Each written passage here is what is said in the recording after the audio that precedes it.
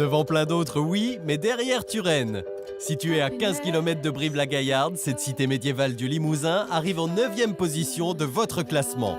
Et pour en parler, Turenne symbolise à la fois toute la beauté, toute l'histoire et toute la dureté de ce département. c'est ici même qu'a grandi Nicolas, issu d'une des plus vieilles familles de Turenne. Aujourd'hui, il s'offre son baptême de l'air en ballon et contemple son fief sous cet angle pour la première fois. C'est vraiment impressionnant de voir ça de haut et on a une autre vision, c'est vraiment magnifique.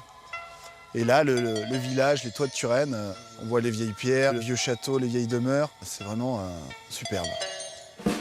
Pour découvrir au mieux Turenne depuis la terre ferme, c'est au château qu'il faut se rendre. Au bout de l'ensemble, la tour César, point culminant de la cité, c'est le symbole de cette grandeur passée.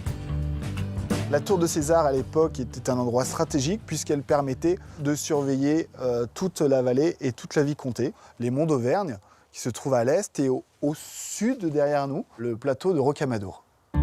Pendant 700 ans, cette ancienne vicomté a été indépendante de la couronne de France. Jean-Pierre est historien.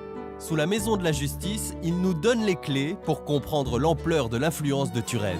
C'était un État, dirons-nous, dans l'État. La population avait été assujettie uniquement sur le plan fiscal aux dons volontaires. En clair, les Turennois ne payaient pas d'impôts de type royal, mais uniquement une redevance à leur seigneur. On disait d'ailleurs, en conclusion à tout ça, heureux comme un viscomte. Quand un vicomte rencontre un autre vicomte, qu'est-ce qui se raconte? Des histoires de vicomte. Ah! Comment ne pas être heureux à Turenne? Se balader dans ses ruelles, c'est se laisser séduire par ses anciens hôtels particuliers, ses tourelles et ses vieilles pierres. Une douceur de vivre qui passe aussi par la convivialité de ses habitants. Une partie de pétanque. C'est Yves, le maire du village, qui en parle le mieux. On joue à la pétanque sérieusement et puis on se chambre aussi quand il y a une boule qui est à côté. Mais bon, ça fait partie du jeu. C'est important aussi d'avoir ces endroits-là pour pouvoir se retrouver. Mais ils aiment pas perdre quand on les bat. Ah là là là là. Mais là, en plus, on le voit bien. C'est à qui ça? Il y a celle-ci. La confiance n'exclut pas le contrôle. Ouais, mais triche pas. Oh là là, c'est fini, c'est bon. Elle tenait.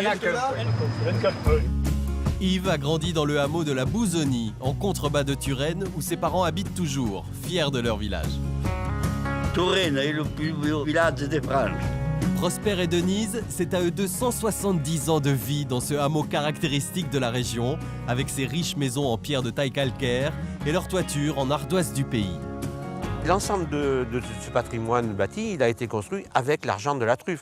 C'était la ressource majeure et essentielle. Un champignon rare, donc cher, qui pourrait susciter bien des convoitises. Mais attention, on ne le trouve ici que dans des espaces privés dédiés à la trufficulture. Comme dans le champ de Yves. Cherche. Ils hésitent là. Ah. Elle est là. Bravo le chien.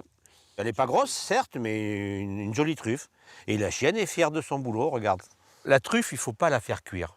Parce qu'au-delà de 60 degrés, elle perd ses arômes. C'est pas la peine de faire partir l'arôme dans l'atmosphère, quoi. Sinon, il faut mettre des champignons de Paris ou des machins comme ça. Enfin, des trucs qui n'ont pas de sens, qui n'ont pas de goût, quoi. Et pour cuisiner la truffe, Nicolas a son adresse. Au château de Coutinard, en bordure de Turenne. Bonjour mamie. Bonjour Nicolas. Jacqueline, comme toutes les grand-mères du coin, est une experte en omelette aux truffes. Un arôme extraordinaire, hein? Oui. C'est vraiment de la truffe de chez nous. Moi, je me suis retrouvé au château de Coutinard, souvent autour de la table. Et au-delà de la saveur des mets, il y a la saveur des gens, qui sont chaleureux, qui sont à dimension humaine. Ah, ça y est, l'omelette. Voici l'omelette. Super. Alors, vas-y, assis.